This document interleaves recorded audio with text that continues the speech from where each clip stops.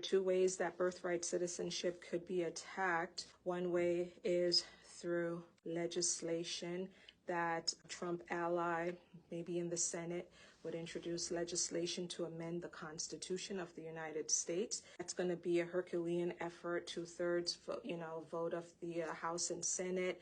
Then states will have to get involved and ratify.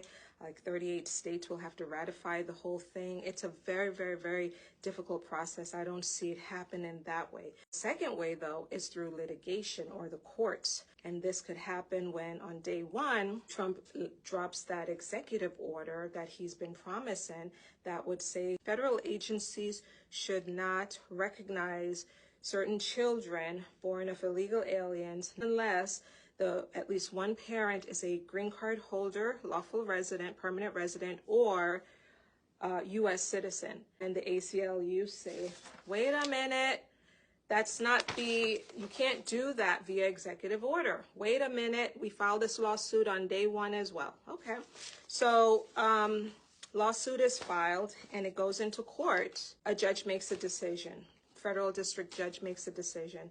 Then it goes on appeal because however it's going to be decided, it's going to be appealed, right?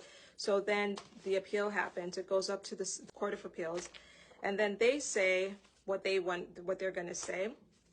Then there's an appeal, and then it goes all the way up to Clarence Thomas, Sotomayor. Who else is on the Supreme Court? Judge Roberts. Those people. Amy.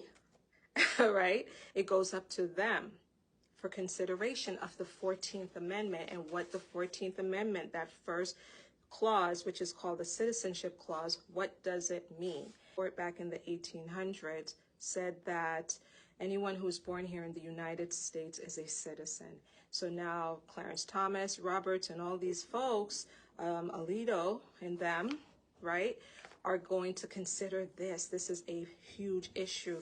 And so if they make the decision now that here's how the Citizenship Clause should be interpreted, well, guess what? That will become the law of the land.